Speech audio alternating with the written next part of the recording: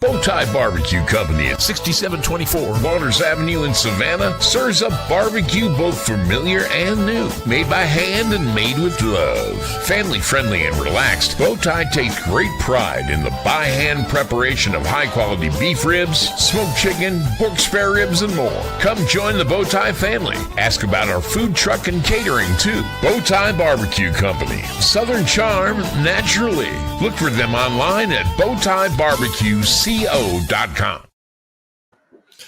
This is the Danny Britt Show live here from Bow Tai Barbecue as we continue on the road to Atlanta following a massive win this past weekend in the quarterfinals. Your Cadets hosting a semifinals matchup coming up against Marist tomorrow night at 7:30. And joining me as he does every Thursday afternoon, the head football coach for your Cadets, Danny Britt. And Coach, I don't know if you and the guys have quite recovered yet from all the running you did this past Friday night.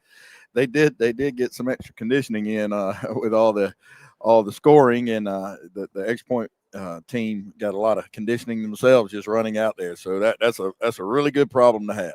And you guys get a massive win. Obviously, it's win in advance now. Only 4 teams left in the playoffs here in 4A, and against a really talented 12-0 Central Carrollton team. They came in rolling, scoring over 50 points a game, and I don't know what it was, Coach. I think I have an idea. We're going to talk about it here in a second. But going back, watching the tape, you guys rushed for over 500 yards in the football game. You put up 80 points in a quarterfinals game in the 4A of the Georgia High School playoffs. What was it, just the one thing that you can kind of point to where that game tilted and really became an avalanche? Physicality. Straight up physicality. We came out finally from the start of the game and just physically took it to them and continued to do it till the last snap of the game. And I know when you watch these teams, everyone points at records and they point at what players are going where, but they're going to be so different from one week to the other, and certainly from the beginning of the season to the end of the season. And you guys started running some plays, I feel like, at the beginning of the playoffs that you really started leaning on, where you have quarterback runs where it's pin and pulls and you're kind of going student body right, student body left, and it's just really attacking the edges of defenses here the last few weeks. And obviously we saw that to a devastating effect this past week. But was that something you guys identified towards the end of the regular season, or is it just opponents that you're playing? A little bit of both. Now, that is something that we've established. Now, as far as running Stephen, obviously now it's go time, do or die, So that's part of it. But I think, it's things we've had all year, but have seen that we really need to establish better, in the playoffs. And again, over 500 yards in the game, just trying to pull up what everybody went for, because a lot of people did a lot of stuff in there. You have Stanley Smart, 15 carries for 106 yards and a touchdown. Bubba Frazier, 1 carry for 8 yards. You really didn't have to use him too much, which Bubba, like everybody else, a little bit banged up, didn't have to use him. Cool. Not going to use them. But Stephen Cannon, 13 carries, 86 yards, 3 touchdowns. Josh Washington, 8 carries for 91 yards, 1 touchdown. Aaron Mallard, 8 carries, 101 yards, 2 touchdowns. Cole Henderson, 2 carries, 77 yards, a touchdown. Chris Stokes, 5 carries, 41 yards, 2 touchdowns. Any of those by themselves was like, okay, cool, we can start a game plan off that guy doing that. You went 7 deep right there of guys just having career games. Yeah, very good. They, line, everybody was blocking really good, and that's another thing I want to continue to talk about. The perimeter guys, yes, the offensive line has gotten better and better and better as we've gone throughout the year. I mean, just really, another great performance by Carlton Hall. But the perimeter guys are doing a great job of blocking for each other, including Stephen Cannon, who got a hitman on the reverse to Aaron, went and blocked the corner all the way into the cheerleaders over there. So, so they are doing a great job of that, and that is selfless play. And I think maybe the biggest factor in the game was the 28 points in the first quarter, just the hot start in that one. I know there have been some teams that have come out the first couple of rounds of the playoffs. They played drop zone coverage and really just kept everything in front of them. We're going to force you to go 5-6 yards at a time. And I think Cass, I don't know if we really talked about this last week, was a really good tackling team. They were. Plays where you're usually breaking a tackle and going for 70 yards was a 7-yard gain. And I think that kind of stalled out the offense a little bit. But this was the first team we really played where they loaded the box, felt like they were going to try to stop the run. And when it busts against that kind of pressure, you saw what happens. Yeah, definitely. And I'll be honest with you, it was they didn't have the size. Yeah. They were not a big team in most areas. And in the secondary was definitely the case. And they couldn't get us on the ground in the secondary. And so we were busting plays, and like you said, what was going for 7 or 8, all of a sudden it's going for 70. And I think this is maybe the best example of why there's probably some parents out there that are saying, why do we play Buford when we're losing 42-14 and you're just getting your head smashed in, and that football game doesn't even feel competitive. And maybe those are games we see go away for a lot of teams in the future, just with the way that they're going to be doing the playoffs and the strength of schedule and all that. But it's so important to do it at the beginning of the year, because when somebody drags you out into the deep end in the playoffs and you haven't been there and been forced to swim, it's impossible to overcome. Right. It's definitely 100% right. And a number of the guys said that. I heard them, saying that on their own, both in the media and to themselves, that, we played those dogs at the beginning of the year. It's kind of like boxing. They've been punched by Mike Tyson. Nobody else can really hurt them. Right. So, they've seen it, they've done it, they've been there. And since then we've been bringing the physicality to everybody.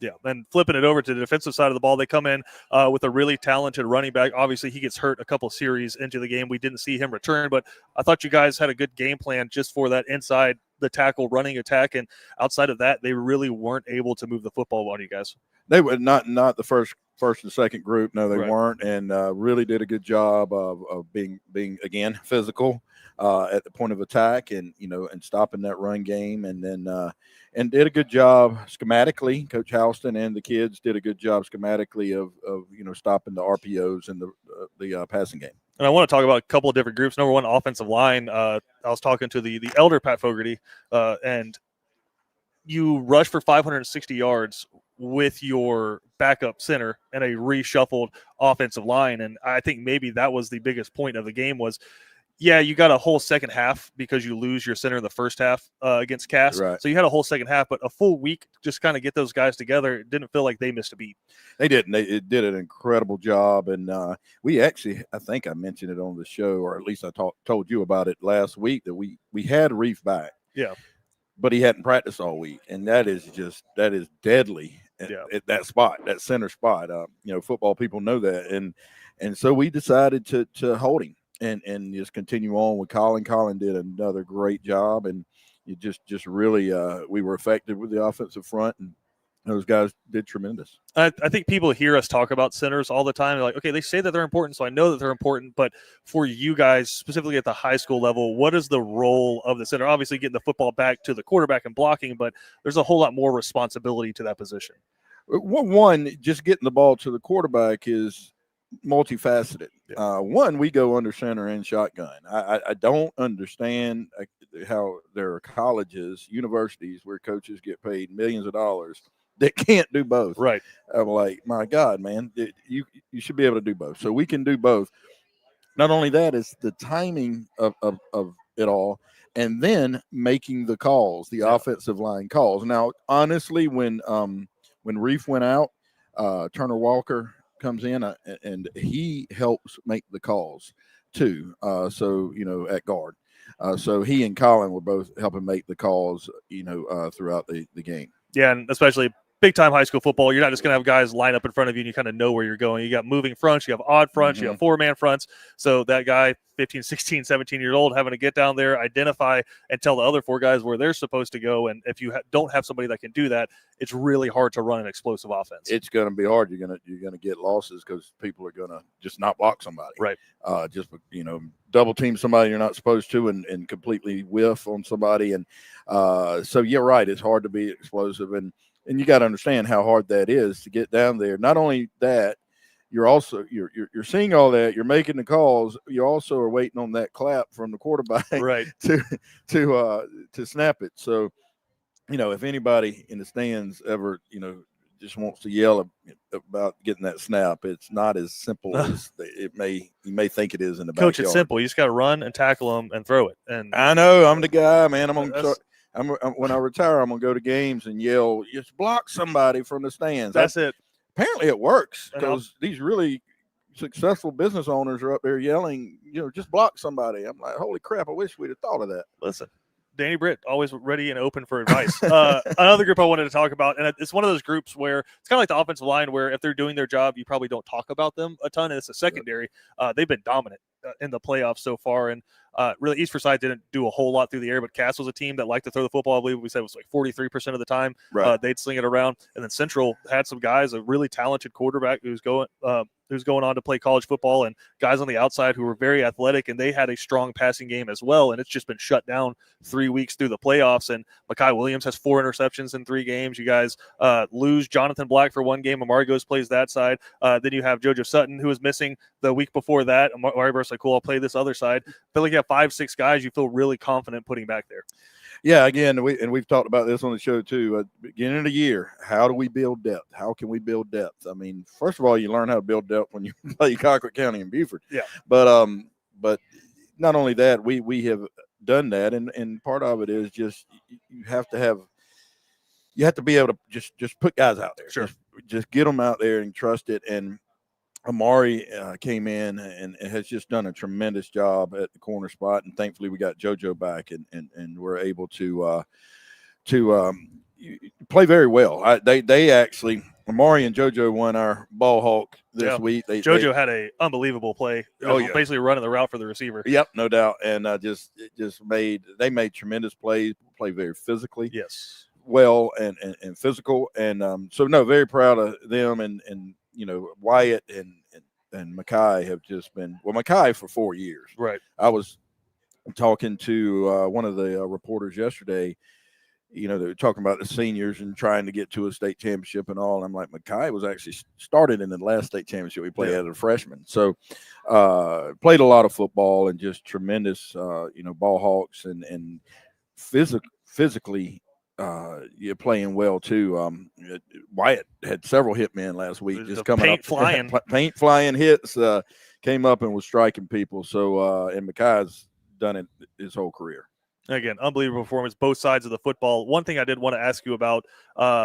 There's some people kind of upset with us during the broadcast because we're watching the third unit roll in there for you guys defensively, and we're watching Central run double moves and switch routes and reverses and stuff they weren't doing against the first unit against the third unit. And so Kevin and I were kind of like, don't want to call it Bush League, but it's there's kind of a code where when you are up 40 in the third quarter and you start putting in the other guys, it's, hey, let's run the rock between the tackles. The clock's going to flow and we're all going to get out of here. Nobody's going to get hurt.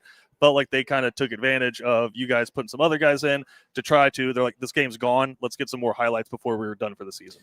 That's exactly what it was. And it is, I like the coach, so I'm not going to say anything derogatory except for there is a code. And we could have, they weren't going to stop us, our first team. They wasn't going to stop us. So we could have busted the clock, but we chose to, hey, pull them out. Let's go with 2s and 3s.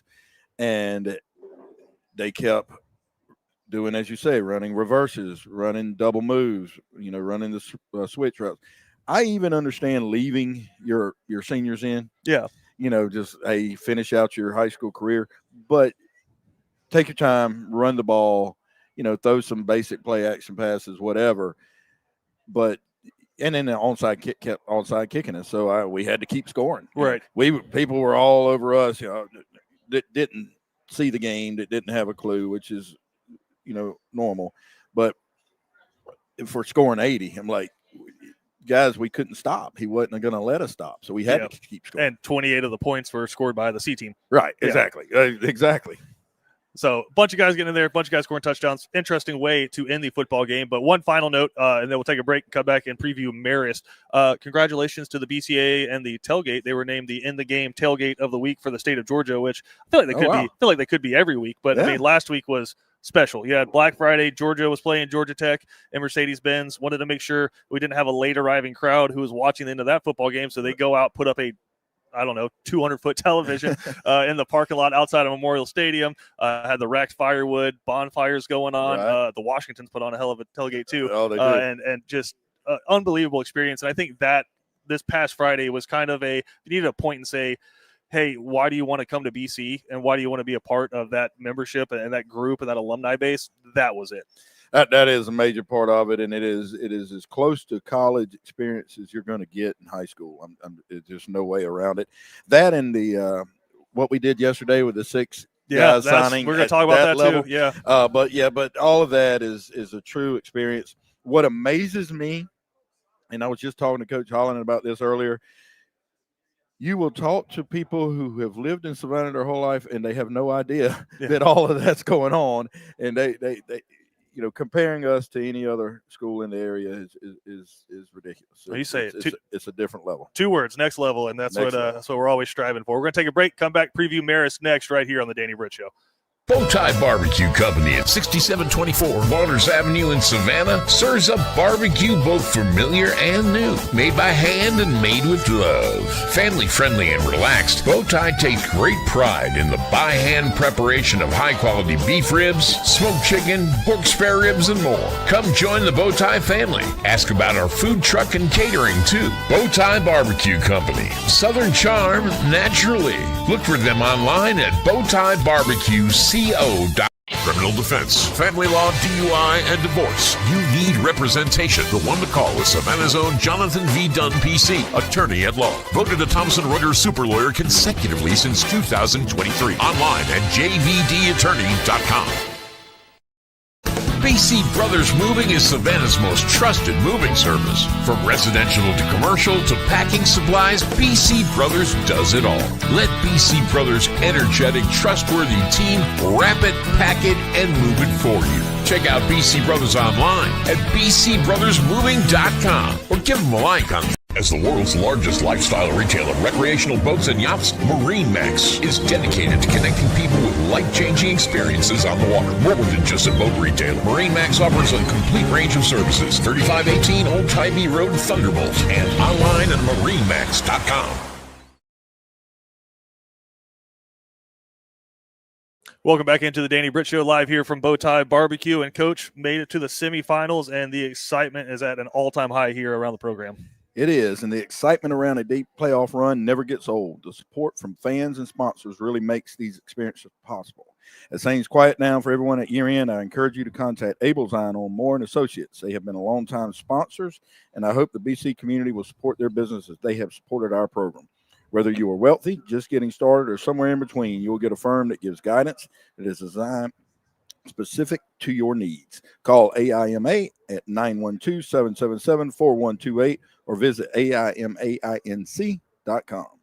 And Coach, before we dive into Marist, a big day for you guys yesterday there in the gymnasium, as you have 6 guys signed to play football at the next level, and with some programs that I think a lot of people are very familiar with. Right. You sent a guy to Notre Dame, you sent a guy to Clemson, a couple of guys off to Texas Tech. Young man signs with Liberty. I mean, just unbelievable day yesterday, and I think the culmination of obviously hard work from those guys and their families, but just that next step in what you guys are kind of building here. Yeah, I definitely think so. And I mentioned yesterday at the signing that a number of years ago was sitting there and honestly was trying to find people to play and couldn't, and that's when we scheduled Columbus and down in Miami, and that's where the next level thing came from. Like, okay, if we're going to be, let's do this. Let's do it at another level. And, and that was part of a culmination of that is having 6 guys signing early at that level, and just incredible athletes, and just big time, for those kids, and super, super proud of them. And I thought kind of a couple of poignant moments yesterday. Carlton gets up and says thank you to everyone, including his doctors and the medical staff that helped him get back, because he had a devastating knee injury at the beginning of last season. So just amazing that he's even here. And then the same thing with Cam Cody. He thanked your staff as well, because for those that don't know, I mean, there's a chance he wasn't going to be here on earth right now. I mean, just an unbelievable experience for him. And I thought that was really cool. That was really cool. And, one, Cam, you're right. No, the kid would have been dead. Yeah. I mean, Mama says it all the time, and he says it. He understands if it wasn't for Brian Tootin and Ed Livingston. Yeah. They immediately went to work and kept that kid alive until the ambulance could get there. So incredible. And he realizes that and super proud. And it's just super, obviously, a lot of fun to watch him now. Yeah. As a young man and incredible football player, and gets to go live his dream and play for Clemson. And so that's super cool. And then Carlton has worked so hard to get back. The first series of the first game last year when he went out, and it was devastating. He had to have multiple surgeries to fix it. It wasn't just go in and fix, multiple surgeries. And we talked to him about this is going to go one of 2 ways. Either you're going to let it beat you, and you're going to get 400 pounds and just let it beat you, or you're going to work really hard and do everything we say. And boy, did he! Yeah. I mean, he came back looking better and moving better than he was before the surgery. So super proud of him and proud that he gets to go continue playing, and he's excited to go play for Coach Chadwell at Liberty. And became one of the top tackle prospects in the state of Georgia, which is nothing to shake your head at. Also, Steven and LaDamian are off to Texas Tech. Bubba obviously headed up to Notre Dame. Those guys, like we talked about, story's not done yet. Right. A lot more work left to do. But just that whole class as a whole, coming from being freshmen when you won your last state championship, right, trying to bookend that with another one. What sticks out to you the most about the senior group? Well, and Mackay going to App State, absolutely. Well, they just one really good athletes and good football players, and they've come together extremely well this year. And there's several more who will be signing at the next one. I can feel very confident that they're going to get opportunities. Josh Washington being one of them. Jaden Houston's going to hopefully get some opportunities, and so several of those guys, Larson Little, but they've just been a very, very good group. Have worked hard. Have been a part of the program that when we decided to even play up, right, and play in this 4A and not do the little private school thing, when we decided to do that, we had to take it to another level after taking it to another level. And so, they were showing up at 6:30 in the morning, working out while also playing other sports and doing everything you have to do to be a cadet, and just really, really have done things well, have gone and played the really big time schools and sometimes taken a beating, and just overcome it all and done well. And Coach, flipping over this week, got Marist coming in tomorrow night, and it's one of those things that just feels like you can hide from it, you can run from it, you can fight it, but Marist is going to find their way to this point of the playoffs somehow. I believe Todd Holcomb from the AJC had the stat. This is y'all's 15th year in a row in the playoffs. This is Marist's 45th year in a row, and 40-plus years of football under Alan Chadwick. What is it about him as a coach and just that staff and that program that has led to just I think nationally, probably one of the top programs that just sustains success? Yeah, definitely. Well, one is Coach Chadwick and his staff, and they coach. You watch it. The kids are going to be absolutely maxed out at every position, at every kid at what they can do. Yeah. Meaning, they're going to look as good as they can, and they're not going to have anybody that looks like LaDamian. You know what I mean? That's not how it is. But they're going to have kids that are as strong as they can be, as fast as they can be, and doing things 100% right, and not only that, extremely hard. Right. Like just running. When they run somewhere, they're running there extremely hard, and they play everything that way. And then the scheme offensively, it's just old school. I mean, we haven't seen since 2021 when we played, so it's hard to coach it up in a week. Now I'll be honest, when we had the open dates, we worked on it a little bit, but you can't really get ready for it. And then the pace that they do it and the way they block is just extreme. So all of that just leads to a lot of wins. And what is it about that style of offense that for 70 years it's worked?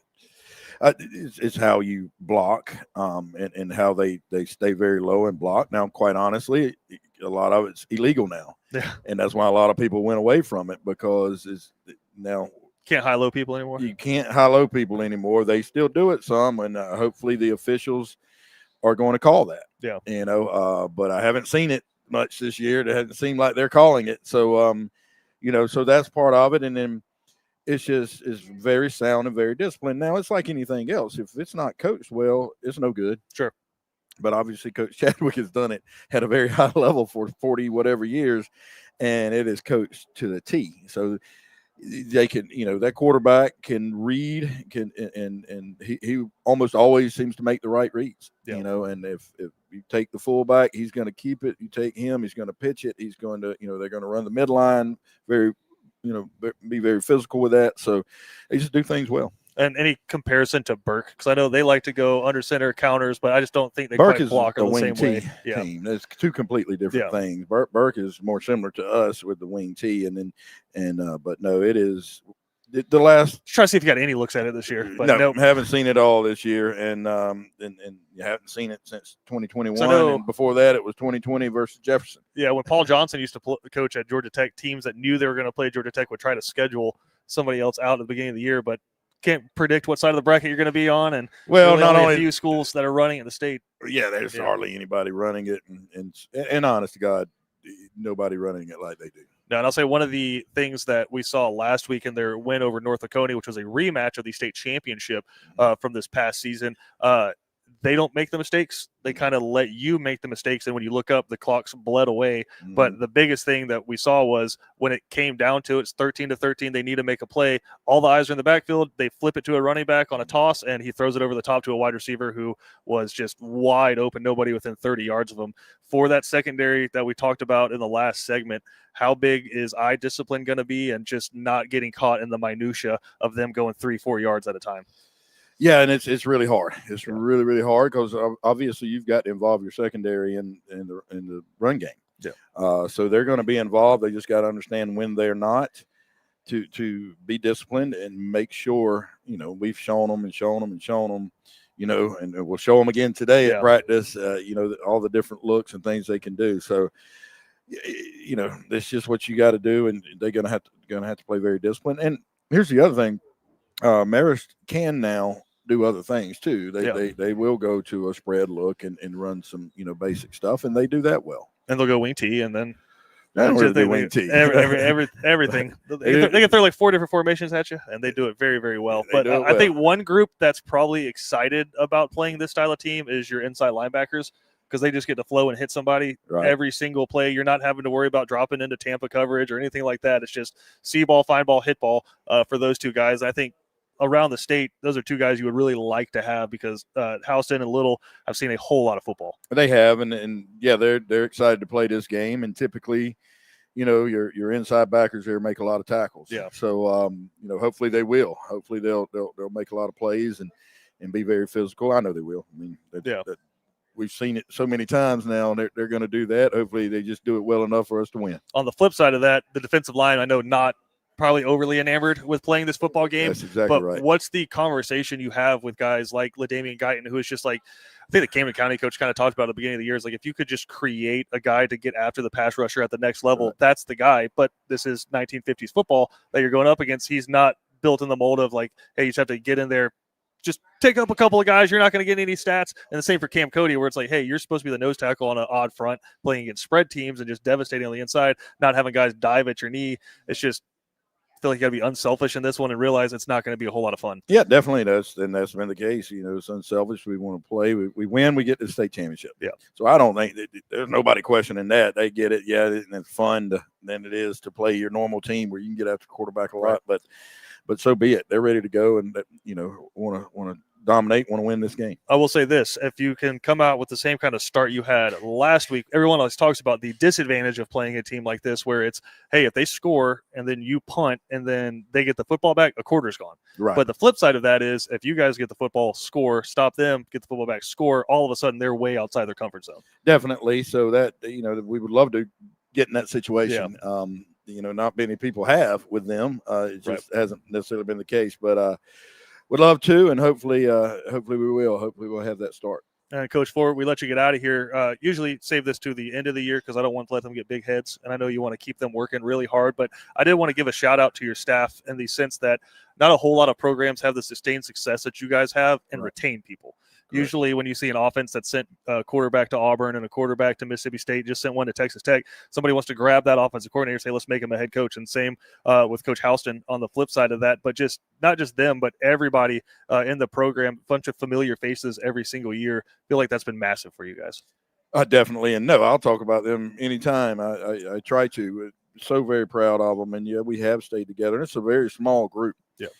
You talk about the people we play, and they've got, 22 coaches, and there's 9 of us.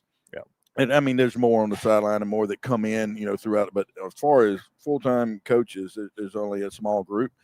And those guys have done tremendous. AJ and Galen are BC guys. Yeah. They're alum, and they love it here. And, not obviously they want to be head coaches, and I want to help them in that case eventually. But certainly want to enjoy having them when I do.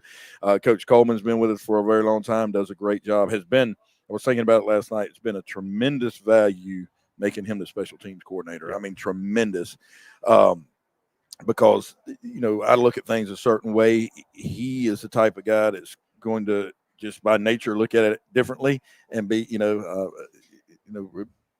come in with a different view and has helped us really improve in how we practice it and the things we're doing with that. And then, on and on. Coach Collins has just done a tremendous job for years for us, and it's just quietly shows up and works his behind off all the time. And then adding Coach Furdy on O-lines, I was going to say you add him, but it feels like he's been here for 15 years. Yeah. Yeah. Well, he played here, then worked here, and then left and came back. But, and then Coach Orsini, who's just tremendous, his experience and all he's done. And he's tried to retire over and over again. You won't let him? We refuse to let him retire. So, and Philip Moore adding him was such a blessing. And I know we talked about that not too long ago because just running that secondary, and then it's become, Coach Howson's right-hand man. And I was going to have to coach the secondary, which is not good at a program this level. There's so much else going on, right? And they just don't get the attention they need. Well, he has poured into them. He helped out at Georgia a little bit when he was up there as a student, and just really brought a lot to the program too. So these guys have just done a tremendous job. Heck of a staff, heck of a alumni base, just a heck of a community around the program. Going to need them tomorrow night against some adverse elements. It could be a little bit rainy, a little bit cool, but last chance to see this team in Savannah, and you got 48 minutes to go play for a state championship. I know it's going to be cold. I know it's going to be wet, but it need a full stadium. We do, and I forgot to mention Levi Edwards, who's done a great job, too. But listen, it may be a little rainy, misty. It may be a little cool, but listen, if you're going to call yourself a BC fan, you got to be tougher than that. So come out, support. If you're that soft, you can go root for somebody else. Yeah, and listen, you got pre-advanced warning. Bring the covers, the tarps, whatever you need. Get in there and be loud, because we're going to need it. Marist doesn't play games that aren't close in the fourth quarter, so we're going to need some intensity from the fan base. Kevin Thomas and myself will be on the call audio only tomorrow night, so if you want to see it, you got to be in the stands to watch the Cadets take on the Marist War Eagles. Coach, we're excited, man. Fired up. Semifinals tomorrow night at 7:30. Let's do it. Go Cadets.